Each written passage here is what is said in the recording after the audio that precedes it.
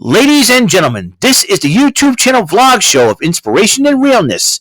Also, this is the YouTube channel vlog show of positivity, personality, and fun.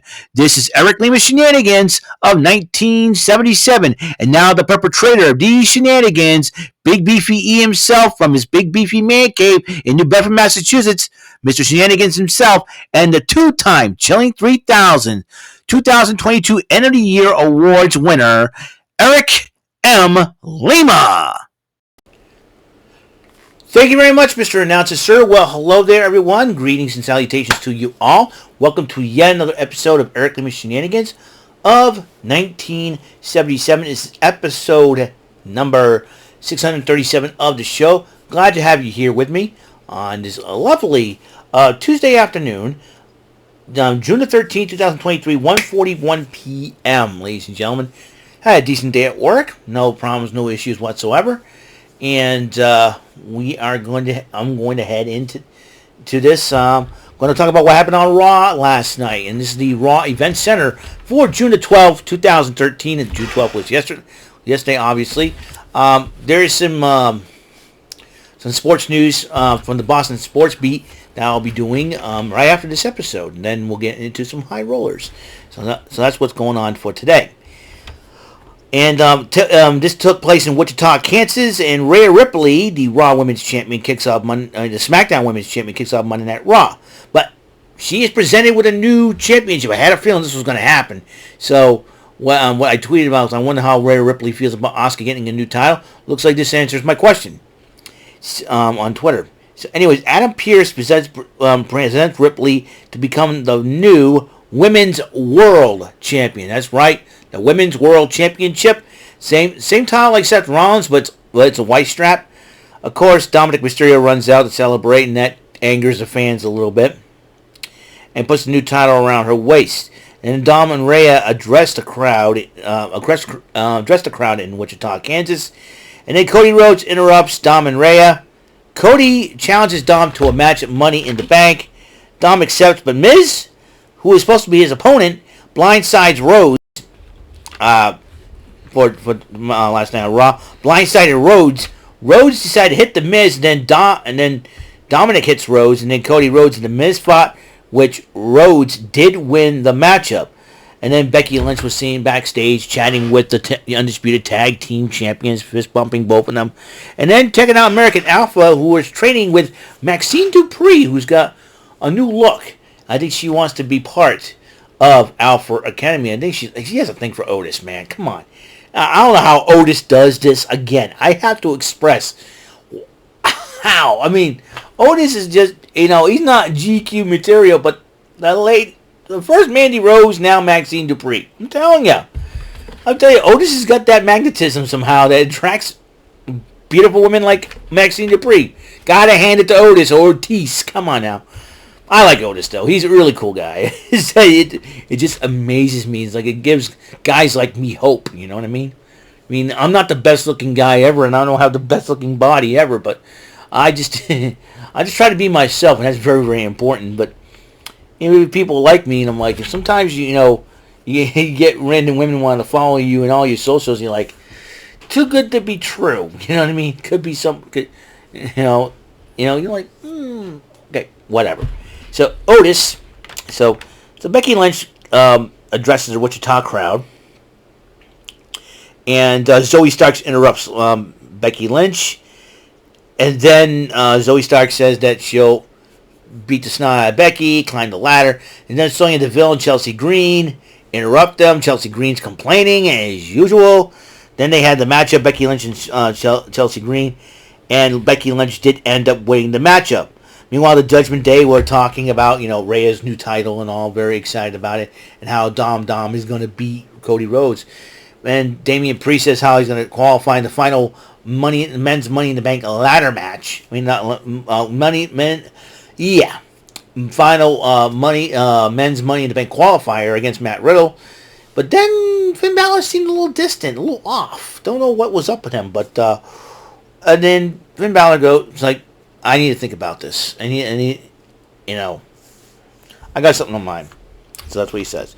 So the final men's in the qualifier match of Matt Riddle versus Damian Priest. Damian Priest ended up winning the match, but Ludwig Kaiser and Gunther show up after the match, and Priest looks at Gunther and tells them, pick the bones. And then Gunther and Kaiser attack Matt Riddle. And then Captain Kelly interviewed Cody Rhodes and,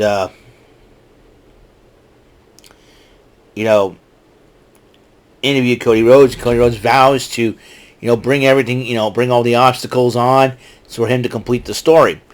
So, Byron Saxton interviewed Natalya, and Natalya says she's not being herself, and she's being herself. Maybe it's gotten me nowhere. I think sometimes I don't know if I'm being myself. Don't know what she meant by that. Sometimes Natalya, well, she's a little worried. I'm a little worried about Natalya. And all of a sudden, Byron Saxton sees Sami Zayn, Kevin Owens. They were talking about, he said we're sick of them, and and then Kaiser and Gunther interrupt them, and then Kaiser decided to say, "Why don't you if you're confident enough, why don't you put the tag titles on the line?" And then Kevin Owens goes, "Fine, we'll do it." And Adam Pearce goes, "You sure about this?" Yeah, Adam Pearce was right there talking to him. And then Indus Sher decided to cut a promo on Shelton Benjamin, Cedric Alexander, that will give you a proper match after what happened last week. And then Ricochet went one-on-one with Bronson Reed, and then during that matchup, though, Shinsuke Nakamura came down, attacked Reed during the matchup, hitting Ricochet with a DQ loss, and Reed ended up being the victory. And Ricochet was not very happy with Nakamura's actions. They were arguing, and then Reed, attacks both of them. Meanwhile, Kevin Owens starts going crazy about everybody going after them for the titles and all. Zayn's trying to calm down. He says, I'm gonna give you some water. Keep yourself hydrated. You want some water too? Yes. Sami Zayn being the voice of the reason team, really, and Kevin Owens being a hothead. And then Ricochet talks to Pierce about, wants a rematch, but then goes Shinsuke Nakamura's match. If this happens again, we're gonna have words. So it's gonna be interesting. What Ricochet and Nakamura one-on-one. Let's do it. Finn Balor decided to come out, and he's a little upset. He says he got a lot on his mind. And Seth Rollins comes out, and the Wichita crowd, I think it's about like 5 minutes straight of whoa, whoa, whoa, and I'm like, oh my gosh. And they try to and Finn Balor's trying to talk, and they're still saying, y'all idiots, shut up. You tell them to shut up. They're going to keep going. Don't tell them to shut up. And and then Finn Balor goes, heck with it. I'm going to do it. So he calls it. 7 years ago, I was the first Universal Champion, but I was hurt. How about this? I'm challenging you for the World Heavyweight title. And then Rollins says, why not? We'll do it. I want to see the Finn Balor that beat me for the Universal title. So there's that. Raquel Rodriguez went one-on-one with Shayna Baszler, and Baszler did end up picking up the victory thanks to Ronda Rousey. And they had a tribute to the Iron Sheik, and The Rock says something, a little tribute to him. Iron Sheik, man, I'll tell you one thing. He basically, because of his villainous persona, helped put the WWE on the map. Heck, put professional wrestling on the map on a bigger, grander stage. I thought Kaufman and Lawler would have... For me, Kaufman and Lawler was the first domino to fall to jumpstart that. But I think Iron Sheik's villainy coinciding with him winning the title and then losing the title to Hulk Hogan kind of, were the second and third dominoes to fall. And that's where and that is where professional wrestling is really at its height, in my personal opinion. So, this is my personal opinion. It's not a right or wrong answer, As you know, Kaufman, Andy Kaufman, Jerry the King Lawler's feud kind of put professional wrestling on the map, so to speak. But then it got going, it got a little bit more when Iron Sheik's villainy, him winning the title over Backlund when Arnold Skolin threw the towel, that was a big moment as well. But then him losing the title to Hulk Hogan, that's where Hulkamania started, that the WWE started going. And then what made it bigger was Hogan and Piper, the war to settle the score, But then again, you have to in between that, you got to go Moolah Richter. That really, those events right there, and the Iron Sheik is a major part in that whole thing, because the Iron Sheik played a humongous role in the rise of Hulkamania and the rise of the WWE. If it had nothing but the Iron Sheik, I don't know what would have happened.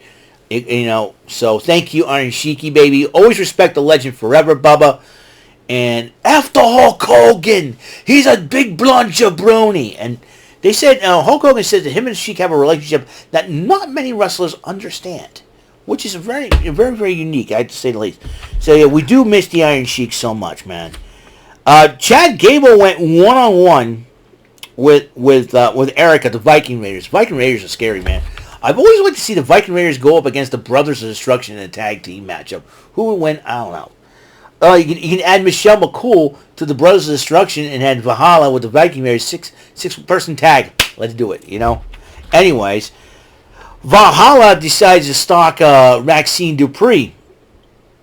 And when she goes try to attack Maxine Dupree gives her an arm drag, which she was really excited, took down Valhalla with an arm drag. I'm like, Valhalla's no small woman by any chance, by any stretch of the imagination. She's a big girl. And Maxine Dupree to do that, I'm like, wow. This whole thing was paid off. And it distracted, and Eric's like, in his real life, that's his wife. I'm like, he was like not happy about it. But then Chad Gable scoops on and pins him and gets the win. I'm like, holy cow. So that is crazy. So Maxine Dupree, good for you, girl. Do the thing. I like that. And then Finn Balor talked to one of his students, J.D. McDonough. As you know, J.D. McDonough and Finn Balor had a little history. Finn Balor gave him some advice, and J.D. McDonough's like, okay, yeah. And then Damian Priest goes, hey, listen, congratulations on getting your shot and everything else. And he said, hey, if you win that briefcase, you wouldn't cash it in on me, will you? I wouldn't do that, man, but keep that in mind.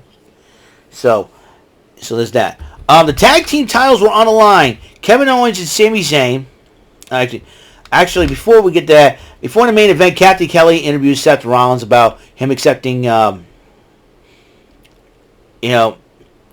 accepting the challenge. He says another open challenge. But bear in mind, though, tonight we don't know if Seth Rollins is going to accept Braun Breaker's challenge. If that happens, one of the folks from England tweeted me on Twitter, responded to my Twitter questions. How about Braun Breaker? It could be Seth Rollins' response tonight, and Braun going to Raw. Braun Breaker going to Raw to face Rollins. That would be a good thing too. It would help give more exposure from Braun Breaker. So I kind of like that idea, but also, have Seth Rollins come to NXT. That will put more eyes on NXT as well. And they're trying to treat NXT like the third brand again. So I think it's a good thing. So a lot of young superstars there. And who knows? Most of those superstars from NXT could go to Raw or SmackDown next year. Who knows for sure? We've seen a lot of success. So we'll see what happens. The tag team titles are on the line. Kevin Owens, Sami Zayn defending against Gunther, Ludwig Kaiser of Imperium. But Matt Riddle came to ringside. The officials and referees trying to separate him, and then Gunther kicks Riddle in the face, and then Owens drops Gunther.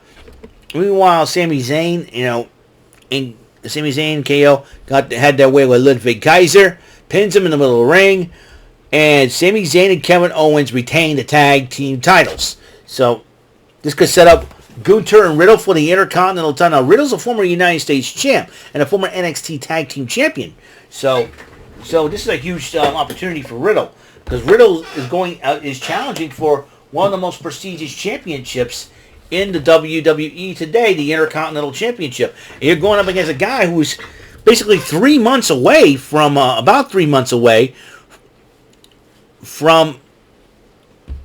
2.5 months, because if you go halfway into September, 2.5 months away from basically breaking the Honky Tonk Man's record of the longest reign of the Intercontinental title in history. If this match gets made official for Money in the Bank or SummerSlam, we could, Matt Riddle could have an opportunity to stop that. But if he does not, if Gunther ends up beating Matt Riddle either way, Gunther is going to be the longest reigning Intercontinental Champion of the company's history. I'm telling you right now. I'm calling it right now. So that's my personal opinion on that matter. So, all right then. So that is it for episode 637 of Eric Lima Shenanigans of 1977. I want to thank everybody for tuning in. Next up will be Big Beefy E's Boston Sports Beat number 3, I do believe, or number 4. I'll have to check the numbers for sure. And then we're going to do some high rollers in Trebek, because today is Trebek Tuesday. So, honoring the late, great Alex Trebek. So thank you very much. So thank you very much for tuning in. And until the next episode comes rolling around, Mr. Announcer, please take us home. That is all for today's episode of the show.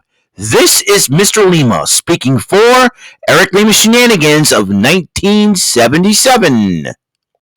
A Big Beefy E, do it for Bob Saget production, and in association with A Sweet Bowl for Raving Dingleberries Telepictures and Distribution.